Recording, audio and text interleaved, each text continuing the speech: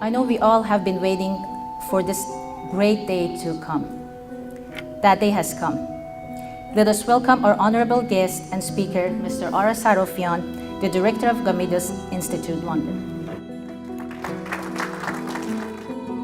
Thank you very much for that welcome and warmth. I'm not used to this kind of treatment, so I think I'll come back again if you ask me.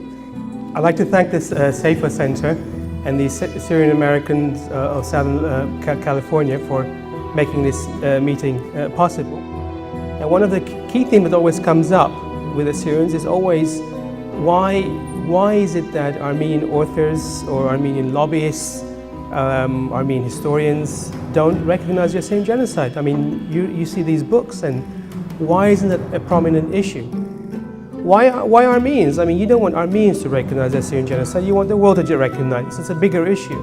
And while we say Armenians and Assyrians lived alongside each other, the truth is that most Assyrians and most Armenians did not live alongside each other. This is a major difference. 90 to 95% of Armenians did not live alongside Assyrians, and where Armenians live, few Assyrians live, but they were interspaced, places like Harput and Malatya. The whole question of deportation keeps coming up, that Armenians were supposedly to be deported in 1915, and it's during these deportations that they were murdered. So the deportation idea is a very visual. In the Assyrian case, there was no pretense of deportation. The Assyrians were murdered, the word slaughtered was used before, and you called the Sefer quite rightly. The Assyrians, for the most part, were murdered in their villages, in their towns. They were not taken their Zor. There was no sort of long drawn-out process. It was much bloodier, much more primitive, and much more brutal in some ways than the Armenians.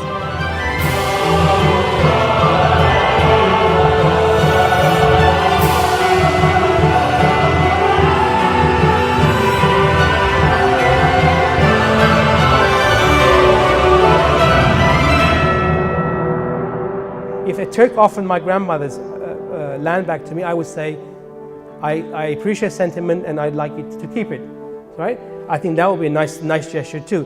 We don't mean you harm in resolving these problems. We can resolve these issues without harming people.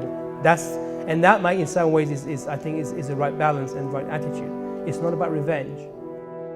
I personally would not accept blood money. I think you're letting them off free. If they said, how much is your grandfather worth to you? $50,000? Would you accept that? They believe the government, but if you talk to them on one-to-one basis, you can win them over. And the idea is to win them over. You know, it's entirely up to us. And that's where the solution lies. And the youngsters, you can win them over.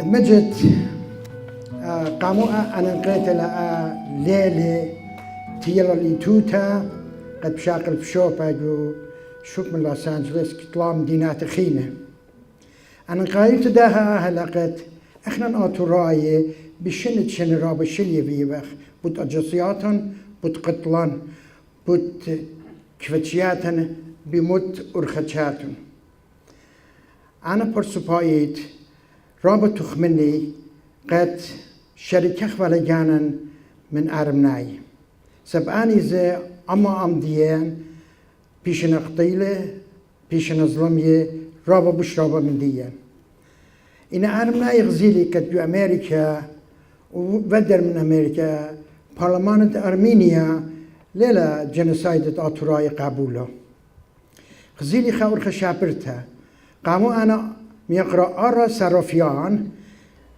قد شنو متالي يلبانو نسيانو بلخانو يكل الدنيا كل أرمناي كطيلة هاد بغزايتون كما كتاب زي بسمنا له تخمني قد ما ينلخا قد إن أطراي قد مارنا قاموخا أرمناي مو يتلخا أرمناي مو ينلخا قد أم قديان تاني قد سيراي زي بيشنا قطيلة برقوي لدن أرمناي قد قديان إغنور بعدنا لنا بخشاوة لنا بداية قد إحنا أنا برسوبايت ألدا مسألة رابع قشيب لخلي وأب باسيم أم يقرأ أرا سرافيان بهايرت ترباشو تابيات بوشران سبانسر أويلان قد ما يخلي أمريكا أم يقرأ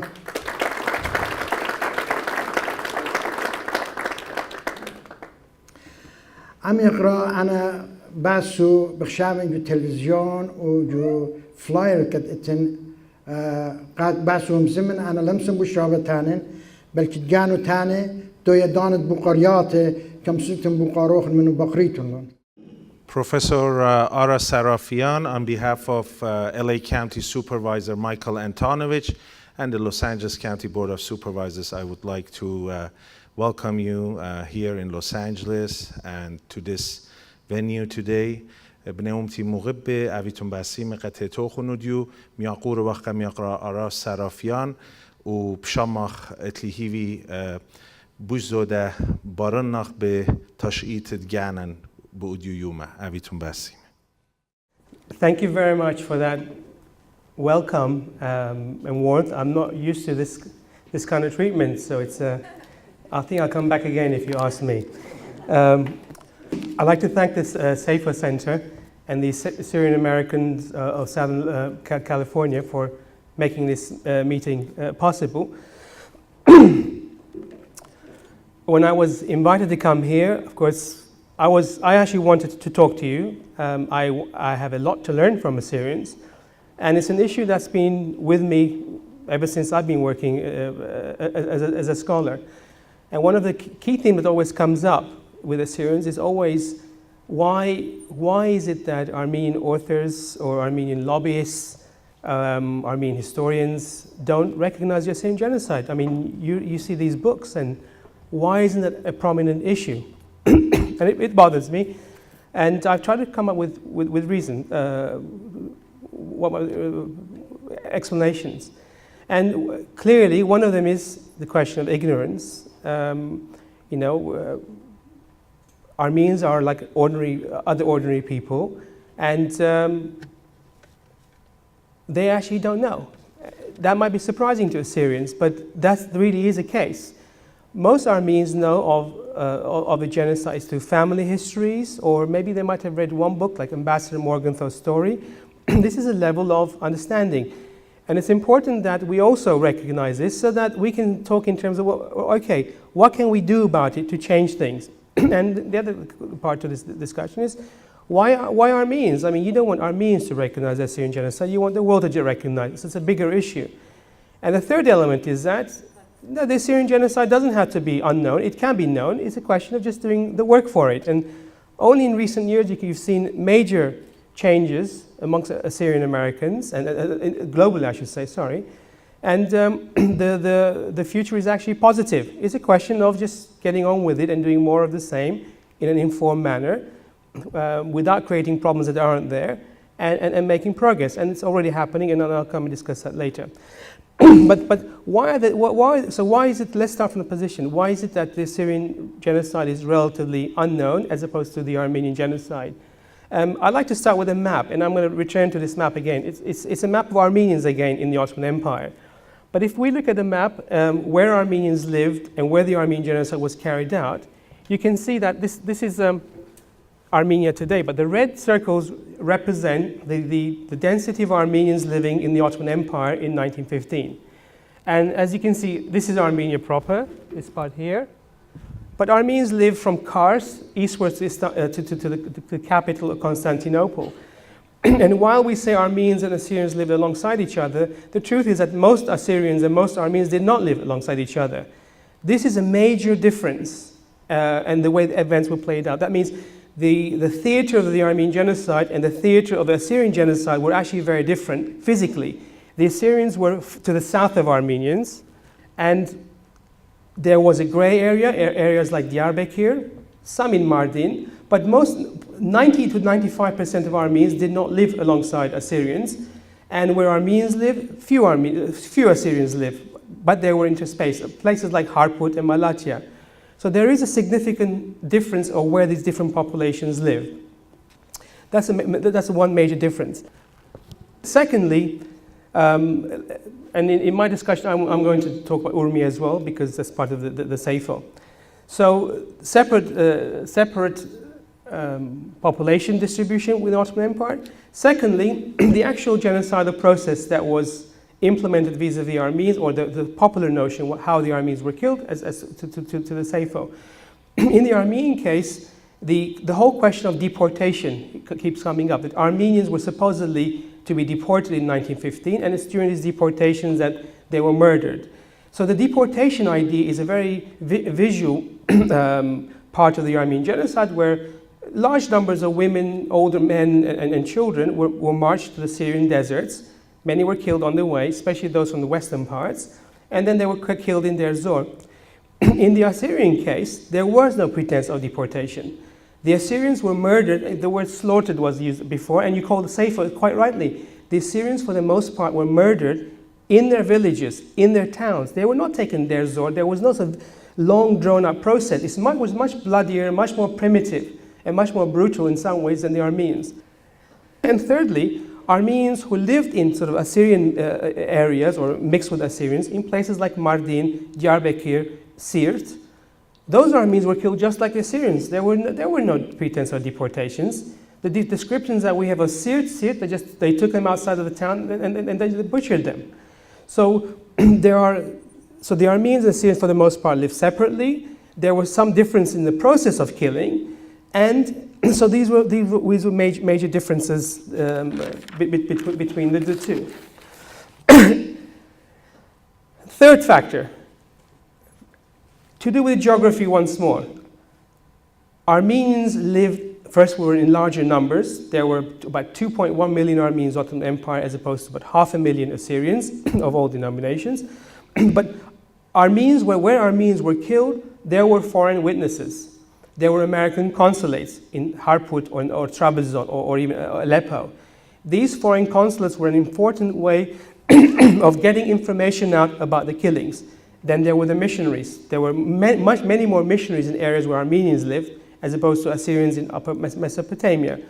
And in fact, the reason that we know so much about the Armenian genocide, and this is to do with American politics, is because the United States itself and American missionaries played a very, very prominent role in reporting what they saw to the State Department in 1915. And by October 1915 already, the State Department was releasing reports on what they call the Armenian genocide to the American press. The Americans were witnesses to the Armenian genocide. The Americans publicized what was happening, and the world first learned about the killings that was taking place precisely because the American government itself was leaking these reports through missionaries to the American public so that they can raise funds and to save victims. And now we come back to the Assyrians. Because of this American presence, the Assyrians who lived in the Urmia region were covered by the American State Department. Because there were so many American missionaries in the Urmia region, and because there were American consulates in places like Tabriz. So the reason that we know so much more about the genocide of Assyrians in Urmia in 1915, 1916 is for the same reason that why we know more about the Armenians in the Ottoman Empire. Because the main way that information was getting out and was being disseminated in the world at that time was this American connection. And because in Urmia there were Americans, the Assyrian genocide in Urmia is known, but not in Hakkari and not in Upper Mesopotamia, where there were even more Assyrians. So there's no sort of conspiracy here. It's just that the flow of information was such that the Armenian report was reported in a way that the Assyrian wasn't. And the first American relief efforts in October 1915 were initially called the Committee on Armenian Atrocities when they first released this information. But interestingly, very soon afterwards, they changed the name. It became the American Committee for Armenian and Syrian Relief. They called them Syrians, the Americans. So already the Americans were reporting the Assyrian genocide with a particular focus in Urmia region, but they also knew that things were happening in places like Diyarbakir and Mardin, but they did not have that many details. So the world did know at the time, but the emphasis was on Armenians because there were more witnesses there and there were more victims. Part of my work, for example, when I compiled State Department reports on the Armenian genocide, and I republished as a book, I found very little information on Assyrians. The State Department did not know much about what was happening to Assyrians, but the American missionaries did. So if you read the Missionary Herald, this journal that was put out by missionaries, and especially by Presbyterian missionaries, there were more Presbyterians working in Urmia region, you find that in their publications, the Assyrian issue is very, very prominent, and some of the most harrowing accounts of the murders that were taking place and wiping out villages were being reported by the Presbyterian missionaries. And today, a lot of that material still hasn't been unearthed and hasn't been utilized, and we hope that that will change soon.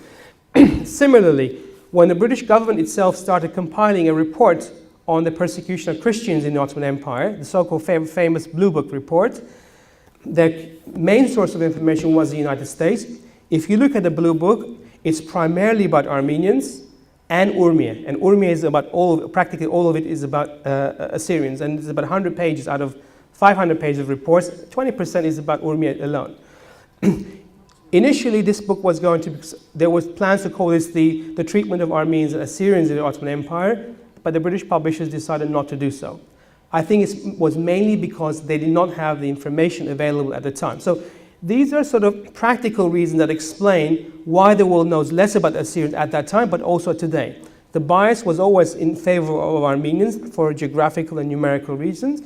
And that has sort of carried even to our day, which is why Assyrians have less visibility. Talking of visibility, but there were also Assyrians living, as I mentioned before, places like further north where the Armenians were, but those Assyrians for the most part, or in a large part, were Armenian speaking. Often they had Armenian names, and certainly they were treated as Armenians. So you will not know the fact that that particular victim was actually Assyrian, because they were taken away like Armenians, and they had the same fate as Armenians. And they were reported along those lines, even by the missionaries and the Americans. So these are the practical reasons why the world knows less about the Assyrian genocide. However, but that is not the end of the story, because we're talking about one type of sources. But those sources were very important at the time, and they sort of created the context in which the Assyrian or the Armenian issue are being discussed. Immediately after World War I, in some ways the Assyrians were worse off than Armenians. And second, the Armenians were focused on the new Armenian Republic in the Caucasus. Their focus was on the Armenian genocide as a way of justifying the creation of a larger Armenian state, which would include parts of the former Ottoman Empire. It's like a divorce proceeding, and now they're sort of arguing who takes what. So the focus politically was always on the fate of Armenians. It wasn't scholarly. It wasn't about having the bigger picture. It was about making specific points about the murder of Armenians and Armenian demands for territorial, at that time, concessions from the former Ottoman Empire. Now, often by the 1920s and 30s, these issues died down.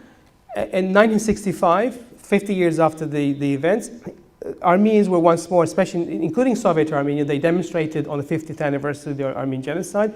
I'm not aware if Assyrians did anything at the time. By the 1970s, you had a fringe group of Armenians, terrorists, who started murdering Turkish diplomats, saying this is a sort of armed struggle for the liberation of Armenia. They were Marxists, they had the idealists, like the PLO and at that time. The terrorist agitation of these groups once more brought the Armenian issue to the fore.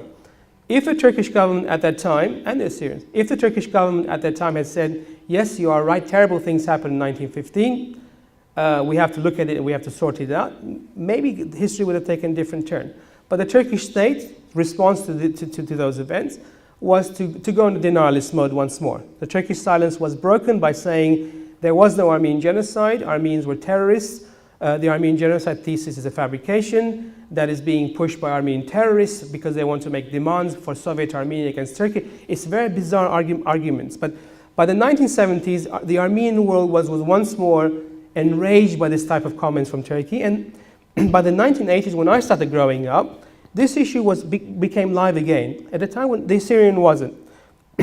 And the new scholarship that was being propounded by professors like Vahakan Daderian, Richard Ovanesyan, Gerard Libarigian, once more we're talking about the Armenian issue, and you read and hear anything about Assyrians. So when I was growing up, I was never exposed to the Assyrian issues.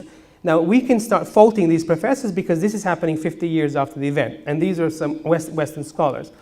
But again, Armenians had a voice at the time when Assyrians didn't have a voice. And once more, people talk of 1915 as an Armenian experience. And the same was for Soviet Armenia, like Richard Giragosyan was a Soviet Armenian scholar. Again, once more, it was about the Armenians, it was bourgeois politics and the Armenian genocide, but Assyrians were always left out, again, partly because of ignorance and a lack of sources, and also these guys didn't really bother to find out, because if you really wanted, you can still find out, but it wasn't easy, and they never went in that direction. So when my generation grew up, the reason that I didn't know when in my 20s, I didn't really know about the Assyrian was because of the nature of a debate. And this is sort of long-worded debate, but it's important for you to understand how we came to this position so that we can say, okay, what can we do about academia, about lobbyist groups? How can we win people over to the Assyrian, to be more wary of the Assyrian issue? And this brings us to very basic points. And by the way, it's not all doom and gloom. The Assyrian communities throughout the world are already doing a lot more than in the last 10 years than they did probably before, in the 80 years before. In the last 10 years, we're already seeing new young Assyrian scholars. We're seeing good publications on these issues. One reason that I got involved with this was precisely because of such young Assyrian scholars doing work, talking with me, not saying, Ara, you're Armenian, you deny the Assyrian genocide and picking fights. You don't want to pick fights. Don't create problems where there are no problems. The idea is to win people over. And Assyrians can win Armenians over. And I think this will happen very quickly once we take some very basic steps. And it's not about winning Armenians over. Armenians are minor players. You want to win the Anglo-Saxon world over. You want to win the French world over. You want to win the academic world over, because there is a real case to be made. And frankly, you will win the Turkish world over. There are Turks today who are interested in these issues. If you put books in front of them, they will read. Most of my work today as an Armenian scholar is done in Turkey, not in a diaspora anymore. So Turkey is not, in the last 10 years, has changed. There are lots more opportunities in Turkey, and this is where in some ways the Assyrian model might differ from the Armenian model. And I am on the Assyrian side. That is that Assyrians are already going back to Turkey. Assyrians are already claiming back territory in Turkey. At the beginning of this month, I was in Mardin. We went to Turabdin. It's very moving to see an old monastery that has been claimed back with pride, run by, not by as a museum, but run as a monastery by Assyrians. And I think that is the way to go forward. It's the genocide recognition, and this is something that our Assyrian communities need to discuss. It's not about, I think it's not about revenge. It's about getting at least some of the pieces back. It's about claiming your cultural patrimony. It's about making those links that were broken by 1915 and cultivating that Assyrian presence that you've been denied, and I've been denied because Assyrians are part of my world too, because of a genocide and a safer. So there are all these possibilities. So what can we do? One is you need proper scholarship. If you have proper scholarship and good people who write, they will have untold influence. I read David Gaunt's book. I met him again in Mardin at the beginning of this month. He's not Assyrian, but he's a very good man. He does very good work. He's done a very good work. He writes in English. He writes for the mainstream English. One David Gaunt has already won over many people. And there are lots of bright Assyrians as well. So scholarship matters. I work with Sabri Atman, who's now doing his PhD in Boston. Sabri is a person who was my contact person. I think the Safer Center is supporting him.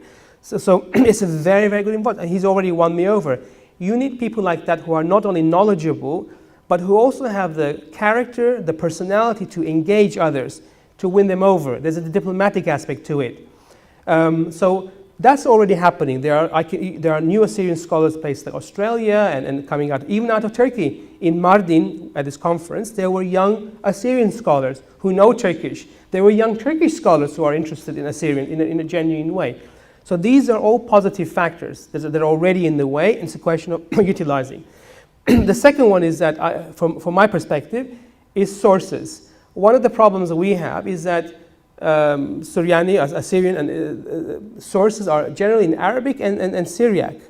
So there is a distinct lack of sources for people who are interested. When I started getting involved on the Armenian genocide issue through the Gomidas Institute, one of the first things that we did was we translated about 6 to 10 primary sources on the Armenian genocide. That is diaries of people in Harput. In fact, I got some here.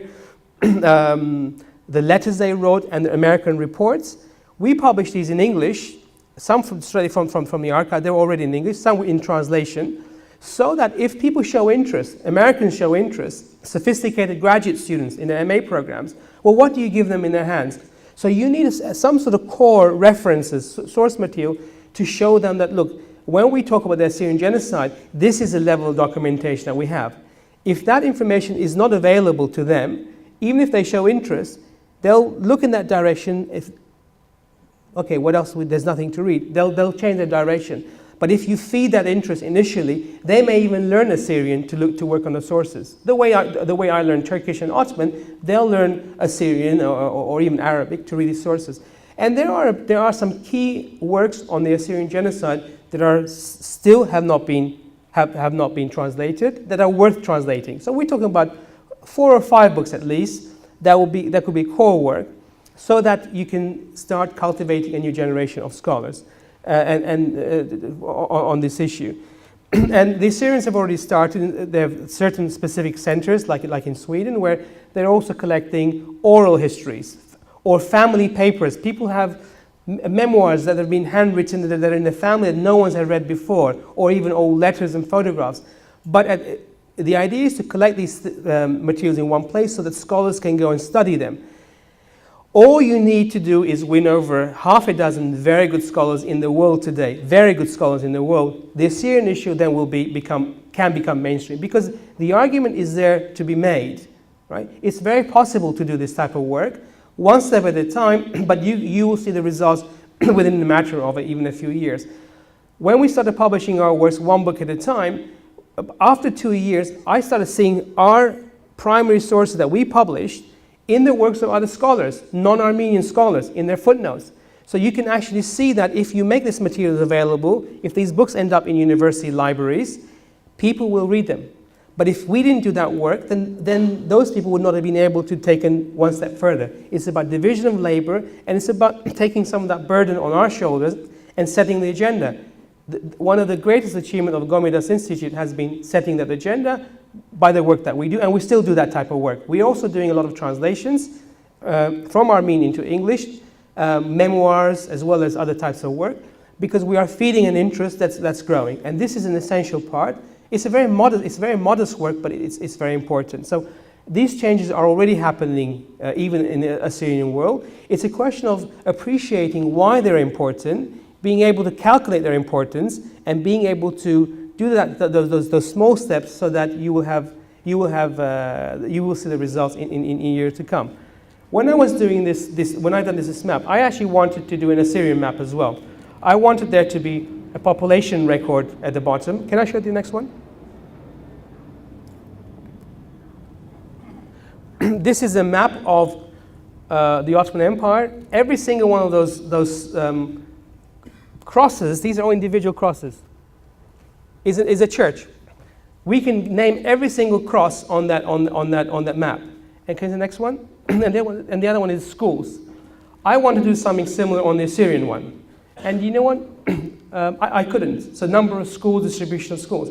So that shows you, but the information is available in a raw format, in archives. So this could be a project for one student, an MA student, even an advanced undergraduate student, to do this type of work. Once you do the work and you share it with people, visually that tells you a lot. Can we go back to the population? Visually that tells you a lot. So I looked at, well, how can we do an Assyrian map of this nation? Well, I found Ara Bedros's report from 1919, and I found a few others, but they hadn't been critically analyzed. But what I realized was that although the information hasn't been formed yet, the raw material for this type of work is available. If the raw material wasn't available, then we'll be in trouble. But it is available. It's sitting in archives, in British archives or American archives or private hands. But this type of work is just doing that pedantic work one step at a time. And once you do it, once you put it out there, once it's visually there, you're already making a statement. I wish we had and I want to do this one day, I want to have the yellow circle showing the distribution of Assyrians all the way into Iran, saying, when I show this map, say, the red dots is what the Armenians who were killed, that's the scale of people killed, we should also have the Assyrians there. If you want to win Armenians over, and this is what I want to do, and I think we will do that very soon, this is a sort of visual representation that with one picture tells you the whole story. That should be the starting point. But that initial work hasn't still been done. That it's being done in a piecemeal manner. My advice to you, and I'd like to work with you, is to accelerate that process, is to calculate that process, and to make that progress that needs to be done. And I think it's relatively straightforward. It's not rocket science. It's about doing the work. And there are people who can do the work, and the material is available. The challenge is to make it possible for that to take place. And that's the main reason that I want to talk to you. I think it's important that we discuss the Assyrian issue in this context, in a practical context, not because we want to cry about what happened in the past or how people don't listen to us. Quite the opposite. You know, we have the power, it's in our hands, and we can make progress. It's entirely up to us whether we make that progress. It's entirely up to us. But the possibilities are there, and by no means is it impossible. It's very much in our hands. And that's the message that I wanted to give to you today. And that's a discussion that I'd like to have with you about the practicalities, about organization, different communities, how you can cooperate together. I cooperate with Assyrians in Sweden. I've never met them before. I cooperate with Assyrians in Turkey. I just met some of them, and some in this country. And these are the people I just know in Australia. And I'm sure I only know a handful of them. So it's about networking, about doing the work. And this is part of that process. And next time, you know, we're publishing a book on the Armenian Genocide and Assyrian Genocide, the Seifo, on Diyarbakir. And we're specifically publishing that because when you look at Diyarbakir, you can't talk of Armenians anymore because there are so many Assyrians and Chaldeans there. And to do a book launch where we invite Armenians and Assyrians together, where it's in an area where there was a very large number of both communities, and to start both thinking of the other, especially the Armenians, about Assyrians. In this case, it's the only case I can think of is Armenians can actually be the arrogant ones. Usually we are the victims of other people looking down on us, but here the Armenians are guilty of the same type of, I would say it's ignorance, and because it's ignorance, it's up to us to change that. Like I said, it's in our hands.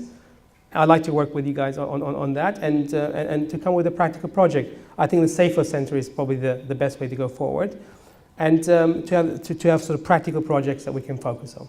Okay, thank you very much.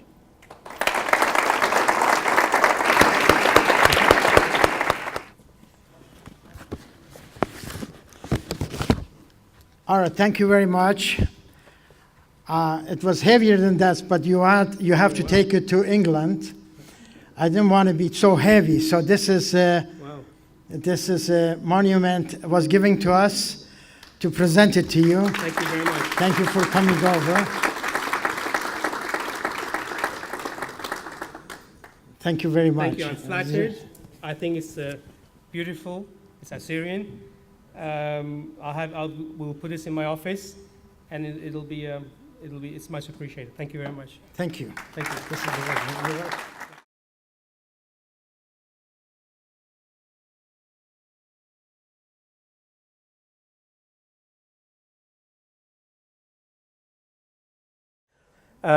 The Kurdish role, yes, Armenians often, and including myself, I guess, in the past, talk of the Turkish state, or we will say the certain Kurdish tribes were co-opted by the state to carry out the genocidal process. Often the same analogies even today. I mean, there are Kurdish tribes today that fight against other Kurdish tribes, one on the state side, one's on the PKK in this case. So the Kurds are a tribal people. And from an Armenian perspective, there hasn't been a serious analysis of how do you assess that? I mean, if they're not a nation and they're individual tribes, do you talk about these specific tribes and it's not a Kurdish issue anymore? When we talk about Assyrian genocide, of course, it's in some ways much more straightforward. There's so many Kurds, it's their neighbors killing the Assyrian neighbors. There's so many of them involved that it's very difficult to almost to say there were some Kurdish tribes who were not involved. And with the rise of Kurdish nationalism today, You're right, Kurds as a rule do not talk about their role in the killings, especially in the Assyrians, where it was so prevalent and so barbaric. When I was in Mardin, for example, the question of the Armenian genocide came up and the Assyrian genocide came up. Often Kurds themselves, or Kurdish nationalists, will use this as a way of criticizing the Turkish state, but they go quiet about, well, what about the Rama tribe, for example, that was involved in wiping out Armenians from Diyarbakir and Assyrians from Diyarbakir.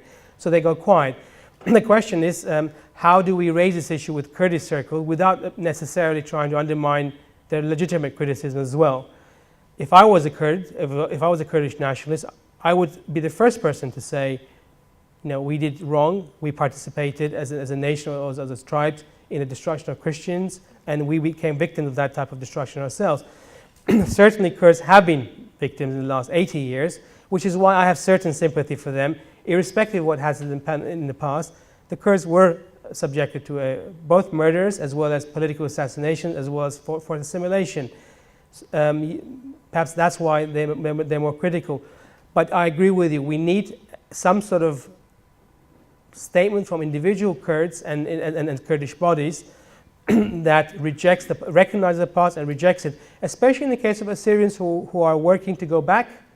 You know, what's interesting is that they have a monastery in Turabin, and already they are having problem with the specific Kurdish tribes of the area, of the land. It's just like in the old days.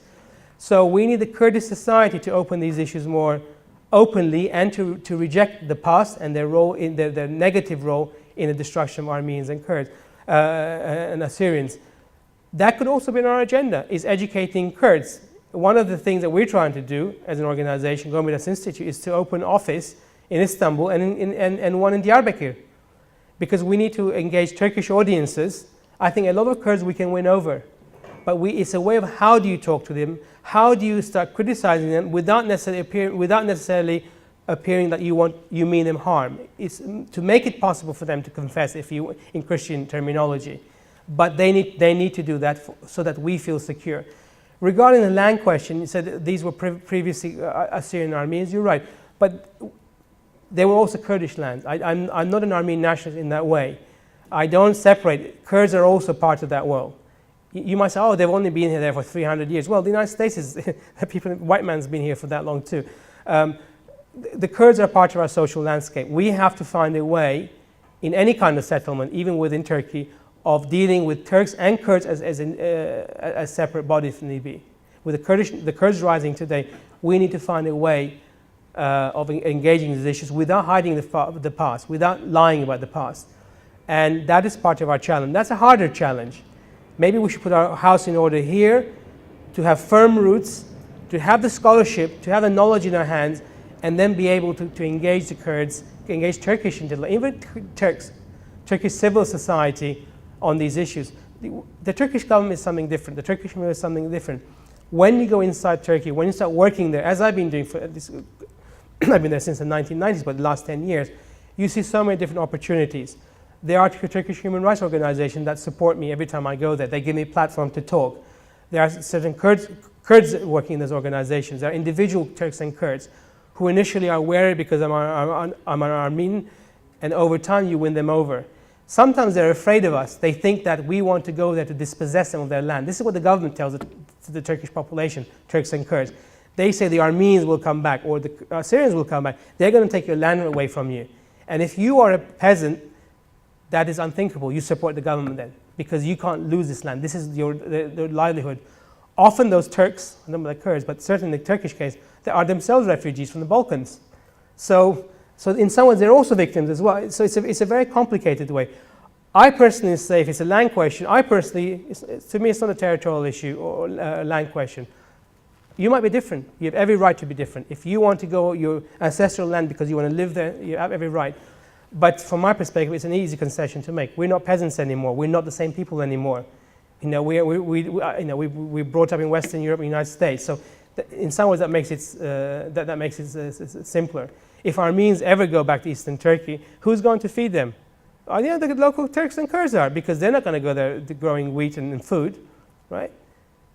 So it's a complicated issue, but the Kurdish factor needs to be addressed. maybe the first thing we should do is get knowledge ourselves. So we know our own history backwards, we know what tribes we're talking about, the level of Kurdish involvement, and then be able to cultivate links with the right people in Kurdish civil society to raise these issues in a sensitive manner where it's possible for them to come forward and say, yes, you're right, we did terrible things. Irrespective of what happened afterwards, we did terrible things. There are some Kurds who say that, who publish on these, but we need more. I think it was a year ago, 2 years ago, a Kurdish man gave his property back. It's very symbolic, it's very important. If a Turk offered my grandmother's land back to me, I would say, I appreciate sentiment and I'd like you to keep it, right? I think that would be a nice gesture too. We don't mean you harm in resolving these problems. We can resolve these issues without harming people. And that might, in some ways, I think is the right balance and right attitude. It's not about revenge.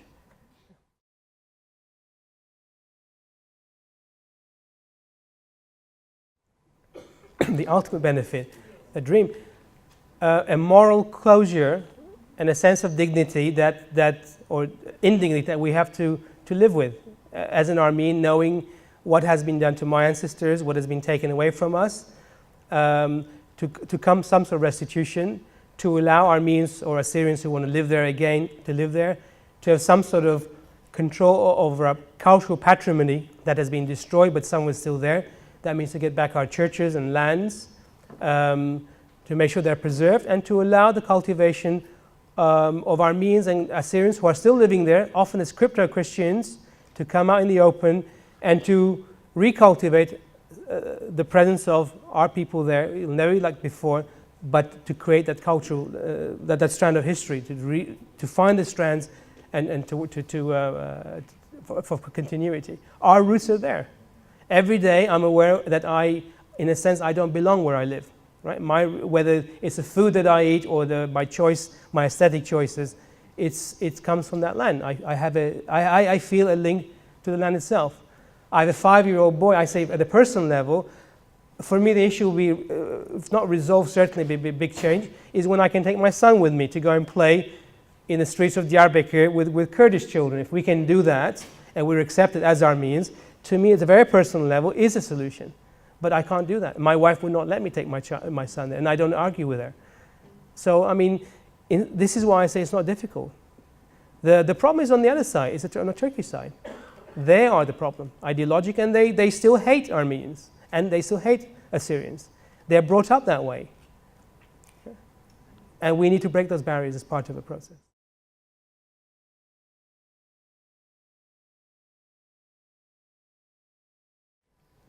There is a greater sense of what's called Islamophobia in this country than there is outside of this country. In Europe, you don't hear this. In Turkey, many of the people recognizing the Armenian genocide are actually Muslims, practicing Muslims. They will say Islam does not condone mass murder. They say it's nationalism that destroyed these minorities. Kemalism is a nationalist ideology. Kemalism also persecuted Muslims. So one can actually turn this around. You could say true Muslims should reject the legacy of genocide, and it's possible for them to do so because Islam has only risen in the last 10 years in Turkey. They were also victims of the Kemalists. And the Kemalists is a continuation of the Young Turks. I don't think that is necessarily a problem. It's when Turkish nationalists adopt Islam as well, then you have a problem. But I don't think Islam is necessarily a problem. Iran is an Islamic republic. You're a better judge than I am whether it matters or not.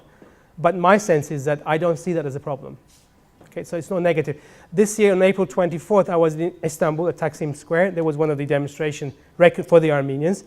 The main speaker was a woman wearing the hijab who denounced what happened to Armenians as being anti-Islamic, that it was a sin, and said, we should, and she was a journalist as well, well known, and she said, we as Muslims need to recognize this and reject it. That was something positive. The question is when these things happen, if you let it, that was an incident, you let it fly is one thing, but we should be aware of these debates in Turkey and actually empower Muslims as well. We should also say that. It's not Islam necessarily that kills. Islam is often used if you want to attack Christians. Did you know there are many, I remember when I read the massacre of Karabash, right? Mainly Assyrian outside Diyarbakir. there's a primary record by an American doctor, Smith, Floyd O. Smith from Diyarbakir. He said the local imam, February 1915, himself opposed this. This is happening in a small village, so it's a nationalist state that's trying to murder these people. He said that the local imams condemned as saying, we have no right to murder people. So, like I said, let's not make problems that aren't necessarily there. So we should be more open-minded. And certainly when you go in Turkey, I don't see a problem, Islam. I fear more Turkish nationalists and secularists whose worldview is such that there is no place for minorities. It's about ethnic cleansing. At least in Islam, there's some place for Christians, even if it's not necessarily on equal terms. But there is some place. It's a nationalist Turks who are the problem. I don't see a compromise there. They're fascists. This is the problem, Turkish nationalism.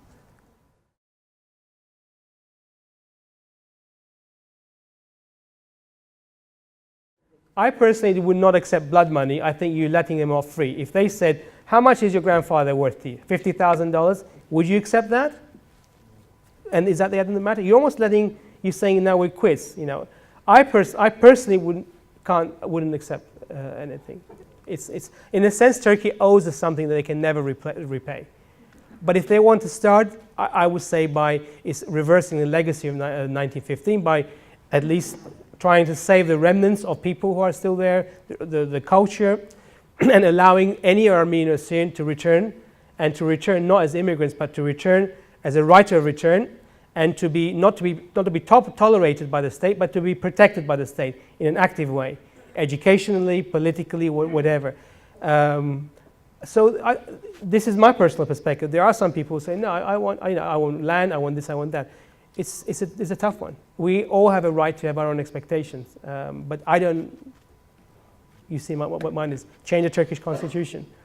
It's not about revenge. My perspective. I believe in humanity. I think that this is sort of my cliche thing to say. I say that when I go to Turkey, there are 20% of them are on our side, 20% are against us, and like fascistic, we will never win them over. The battle is about 60% of people. They are decent people. They are under the government's authority and control. They believe the government. But if you talk to them on one-to-one basis, you can win them over. And the idea is to win them over. You know, it's entirely up to us. And that's where the solution lies. And today it's possible to work in Turkey. The Turkish state is still trying to indoctrinate them, but in modern day, you can't, especially with modern communications and the internet. And the youngsters, you can win them over. When I work in Turkish archives, all the youngsters talk about the Armenian genocide. Then you don't find deniers. I mean, if I was a denier of Turkey, I'd be worried, because intelligent scholars that are coming, even in Turkey, don't support the official Turkish thesis. It's changing there too. And if we get involved, if we empower these people, and we give them a better voice, and we give them resources, they'll act more on our parts. So Turkey is changing itself. There are new opportunities there. So as long as we're prepared morally, intellectually, and we have the character to go there, there's a lot more we can do. Otherwise, you can wait 100 years. But why 100 years? You can do 10 years. You can see major change, even sooner. There are major Turkish scholars today who would deny the Armenian genocide 10 years ago, who today recognize it. I was mentioned today, Hassan Cemal, the grandson of Cemal Pasha, supposedly one of the organizers of genocide, which I don't think is true. But he is a very well-known journalist in Turkey. He just published a book called Armenian Genocide, Ermeni Soykırımı, 1915. Big letters. You can see in bookshops in Turkey. It's unheard of, but it's happening. So if we give more voice, you amplify that voice, you give more prominence, you bring Hassan Cemal here. Why not? He speaks English. You give him the prominence that he deserves. You show him the respect. You're encouraging others to do the same, to be brave, to speak out. So these are positive options that we have engaging these issues. And we should be aware of them. And then they don't really require great resources. Hassan Cemal did come here a few years ago. He spoke to Armenians, I think it's Glendale. But others can do as well. We can set the agenda. Or we can have conferences in Turkey. We just had a conference in Mardin at the beginning of this month, where most of the papers were about Assyrians and Armenians, including the genocide. It was organized by the Hrant Dink Foundation. In Mardin, it was unheard of. Now, I'll be very, and some local organizations supported the local bar association and whatnot, But let's be realistic. The university did not support it. The university did not allow that to take place on its premises. Okay, so now you know who's on your side, who's not on your side, and you work accordingly. But you find there is space now in Turkey to work. There was a conference in Diyarbakir. Well, next year maybe they do Turabdin. Why not? Do it in the monastery. Maybe the theme could be Christians and the destruction of Christians in 1915. Why not? And let the locals participate. Apparently the Diyarbakir conference last year was exceptionally good. The mayor took part of it. 3 days, he engaged all the papers. The mayor of Diyarbakir. All right? So these are positive developments that are opportunities for us to engage in order to have a voice, in order to be heard and to have influence. And there are some Assyrians who are even willing to go back there and live there. I envy the Assyrians. I envy you because the possibility of going there is still there, and there are still Assyrians who are willing to go there and to recultivate the Assyrian presence in those lost lands. I think it's amazing, and those people should be recognized for what they are, and including the churches. The Armenian church hasn't done that. The Armenian church no Armenian church said, let's go and restart the Varaka monastery, for example, outside of Van. It's an offer. It's possible. The Armenian church could go and renovate the whole place, and they could even have precept. They don't. It's a completely different mentality. I'm actually disappointed in that. I marvel at the Assyrian church for actually staking a claim and saying that we won't go back there because it is who we are. You haven't abandoned your ship. Now, see, I admire Assyrians, and I think that this is something that we should point out and to shame the Armenians, saying you should be doing this.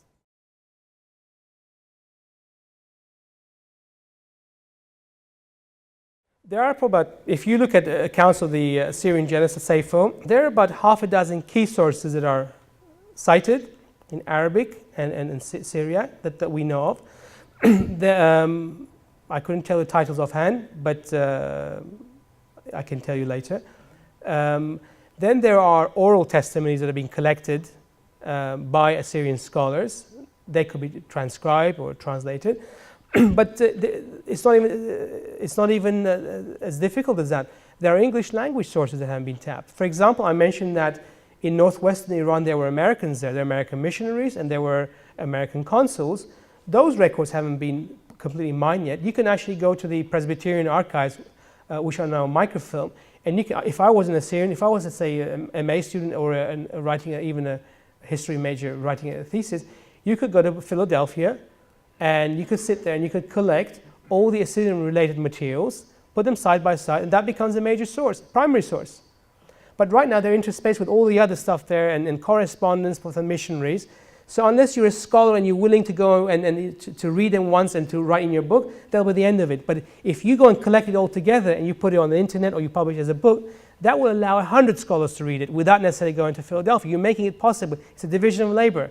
You do that to the initial work, you're allowing 100 people to cite it.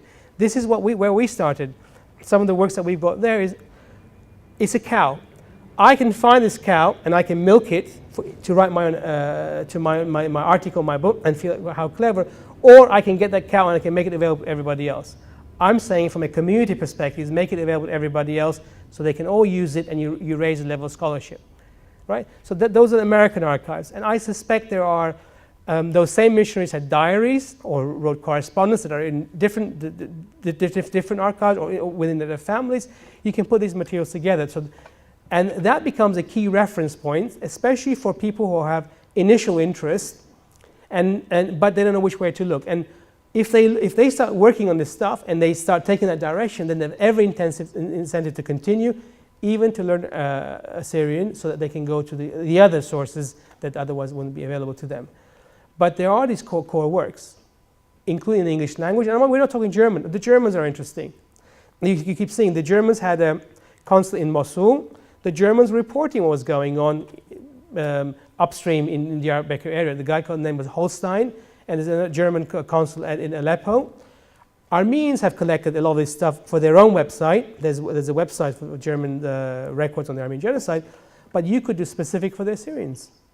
So it's a question of just doing the work. And then once you put at least a critical body of work, you've made your case. You don't have to show the same thing 100 times. You just show it enough times to win people over. That's the point I was making. And there is enough work to be done. If you're interested, of course, I'd be happy to work with you, or talk to some of the Assyrian scholars. They also know. Sabri Atman knows, right?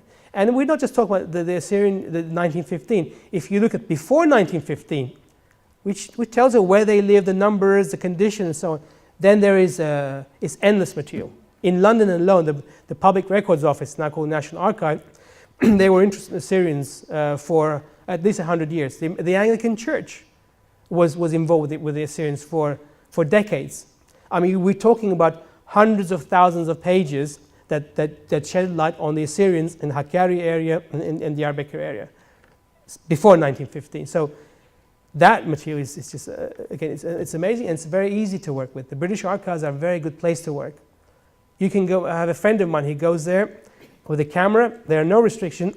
You can photograph 2,000 documents in a day, 2,000 to 3,000 documents. That's what he does. It's like he takes the archives away. So you go there, you collect 10,000 pages, then you make it available to other Assyrians to work on. I mean, this sharing that information is a key at this point, and to multiply the scholarship based on it. But the material does exist, so it's not like we're in an impossible situation. Quite the opposite. The opportunities are there. The question is whether we're organized enough to do that, to do something with it. Probably the last 2 generations, Assyrians were remnants of genocided people. They were poor, they were trying to make ends meet.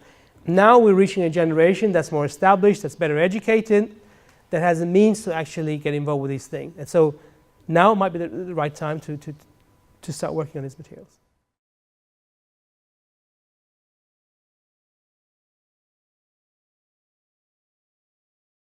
How do you know there's no evidence unless you've looked?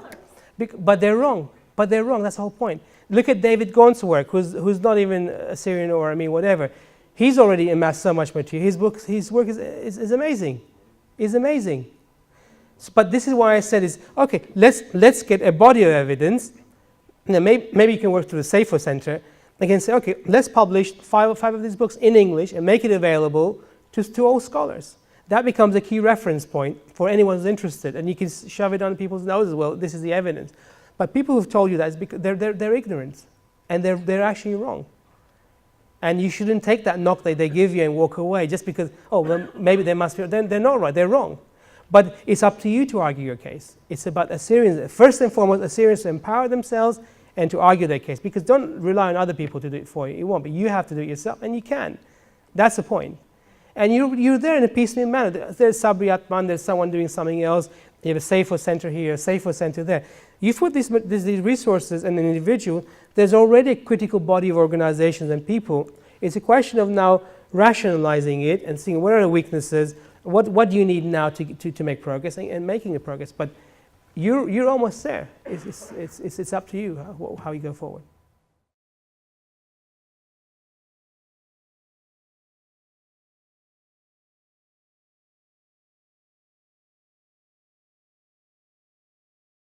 The Armenians' first ignorance was one reason I gave. Second one is lack of existing scholarship on Assyrians. That's why they're ignorant, because they couldn't know more.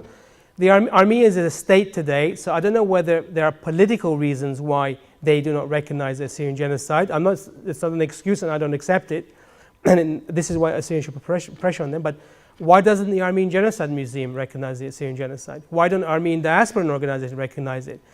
But before we ask that question now is what I suggest, it might be the more politically astute way of going ahead, is let's do some of the scholarly work, let's put some of those works out there so that they can't deny, they can't say there's a lack of evidence or anything along those lines. Let's win them over because we can. You probably can win them over even now, by the way. There's enough material to work on them.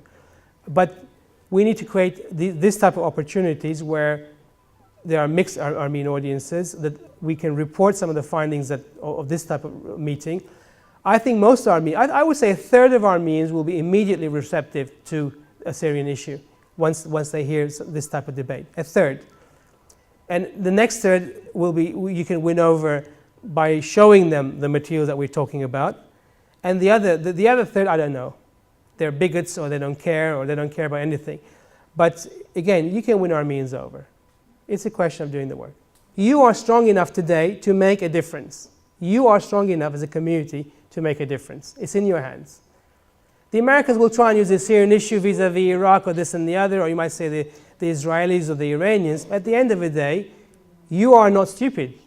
You're not. You're actors. It's a question of you having the strength and the intelligence and the organization is to speak up for yourself and to make your own case. But you have to do that. I mean, really, it's in your hands. I mean, and it's not a difficult case. It's a question of, don't make an excuse. You can do this. Like you just asked me the right question. Where do we start? What's the right place to start to make a better case so that people can't deny, to start winning more people on our side, so that next year we're in a stronger position, and then you know, take it forward from that. I mean, that's... About 10 years ago, they approved us because we marched with them. Who's them? Are you Armenians? Just say it. Just say it. Look, say it. That means it was approved. If They changed their mind. then the answer, can I say, I don't know why that is. There could be prejudice, all kinds of reasons. But I can also tell you that most Armenians are ignorant on this issue, which is why, even if they're being manipulated by political parties, you can talk to them. Because they're not stupid either. But it's up to you to whether you can talk to them properly and present them the relevant facts to win them over. And I'm here to say I'm on your side. I like to work as an Armenian organization, representative of an Armenian organization. I think it's possible to win them over. So don't try and create obstacles. Please don't try that aren't there. I'd rather ignore that. Let's work on individuals and groups, but you can win them over.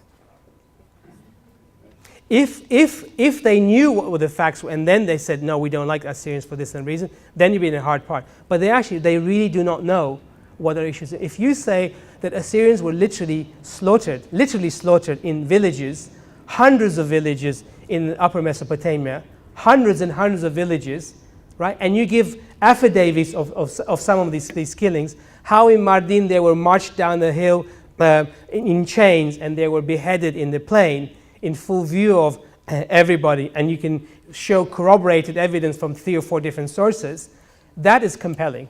But you have to make that argument.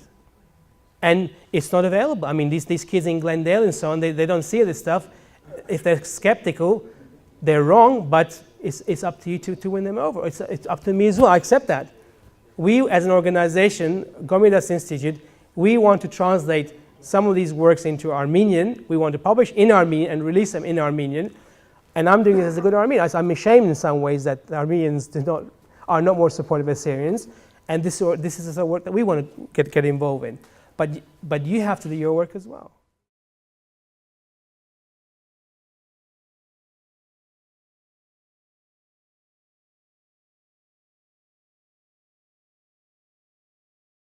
Yes, I will only talk about the Assyrian issue on Tuesday.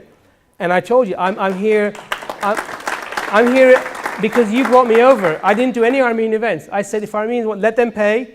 The Assyrians have the dignity and the intelligence and whatever foresight to bring me here to talk about this issue because they want to empower themselves on these issues. They can't sort of get something off your backs. Let them see that Assyrians can be proactive. Yes, I will discuss this. And the presenter is also very sympathetic, which is good. So that's a start. How does Gomidas Institute? Gomidas Institute started as a joke. In 1990 or 91, I was a student at the University of Michigan, and this old man came up to us. He had a manuscript. He said, I want to publish this, but no one wants to publish it. I said, okay, we'll do it. A bunch of students, we did it. We published it. We had a core name. We just made it up a name, Gomidas Institute. And that was the end of it. And then somebody else came up to us. And we realized that there are people with manuscripts that would never be published, and then we would lose out because these manuscripts are documents, right? And so we started doing more and more books. Genocide documentation was a key issue in the 1980s. The Turkish state was saying there is no evidence on the Armenian genocide. Americans were repeating this. We said, all right, exactly what I'm telling you now. I said, okay, we are going to publish a critical set of these books, some of which are here, just to show that the type of information there is, and enough of it that's compelling. So we did that. We did book by book, project by project. We raised funding for it from individuals, plus the sales. So that covered the expense. And we maintained this type of publication program with the support of individual Armenians. Often somebody will give a donation, either $3,000 for the book to be published, with a dedication in their family's name. which is a nice thing to do, victim of the genocide. And they know that this book is going to serve a real purpose. So that's how we started. If you look at our books, most of them have dedications at the beginning. That's how we started. So that was one. And after a while, we started doing projects for which I would write grants, and I would explain why we need to do this project, what is the purpose, where it's going to get us. And I applied to individuals or organizations. And because every time we delivered, people would support us again. Some of our biggest donors have given us money several times. Just to give an example, I showed the American documents. In the 1990s, the American government, as you know, the American government doesn't recognize the Armenian Genocide, including the State Department. So we published that book called State Department Records on the Armenian Genocide, right? And as part of the deal, the donor was very generous. We gave one copy to every American senator. Right? This was part of the deal. So with politics and lobbying, legitimate lobbying, was one married to the other. And the donor was very happy because they saw the benefits of doing this. If there is a strong Armenian voice in Congress, one of them is because you're cultivating them. You're giving this information at the fingertips, because they're not going to go in the archives and look for these bits and pieces. No senator or their aides will do that. But if you present it under the nose and there it is, and it's done with integrity, if they doubt, they can check, they can do spot checks, it's completely clear, then they'll be supporting. The Turkish state has said the Blue Book in 1915 was a fabrication. Fabrication. So what do? We published the critical edition of the Blue Book, showing exactly how it was put together, right? That riled them. And then we, with the help of California Armenians, we translated into Turkish, and we released the book in Ankara. Turks today read that book, and it's a live issue today, because the Turkish parliament is on record saying this is a fabrication. The British fabricated the Armenian Genocide thesis in 1915. They made it all up as part of wartime propaganda. This includes Assyrians. It's such a ridiculous thing to say, and it's because it's a Turkish parliament saying this, with a signature of over 500 Turkish members of parliament. We said this is a battle we want to get into, because it's not only about the Blue Book, it's about the integrity of the Turkish parliament now. How far would they lie? So when we released this in Turkey, they stopped. We sent copies to the Turkish parliamentarians. It was printed in Turkey. They stopped the distribution of the book. The parliament itself stopped it. They boycotted the actual release in Ankara. They were all invited. But the Turkish press was there. The foreign embassies were there. And it's not over, because the Turkish silence on this issue means that the silence is the response. In fact, we're going to have an event. Ragip Zarakolu, we work with, the human rights activist, want to do another event December on the Blue Book issue. We're just going to go back again. And every time we go back again, we're showing the Turkish public, your own parliament is lying about this issue. Your own parliament cannot even defend itself. The Turkish intellectuals cannot argue their own case. The reality is that there's a big bluff there. And the same is on the Assyrian issue. They're relying on you not to go there and not to challenge them. They're relying on you to allow the Turkish state to have a monopoly of indoctrinating the Turkish population. Right? They don't want you. But what I'm saying is that there are possibilities of now talking to Turkish public at large by printing these books and having them distributed. Having said that, many people don't want to distribute our books. So we do it through the internet, or we put it online. And Turkish human rights activists and scholars say what you're doing is actually very useful, and we're using it all the time. So it's one step at a time, but it has an impact. If you do something on the Assyrian issue and you distribute it, especially amongst Kurds, you have a readership. There are many Kurds today who are interested in these issues, but they're still on the sway of the government, and also the old Kurdish families that were involved in the genocidal process itself. The Pirincizade family, for example, in Diyarbakir, who got incredibly rich because of the genocide, are still there. Of course, they're going to work against you, but the local population is very different. But as long as we don't have a voice there, they have a monopoly. They can say whatever they want. It's up to us to go and challenge them. And before we do that, let's make sure that we know the score, we know what the issues are, so that when we go there, we can make a good case, a compelling case.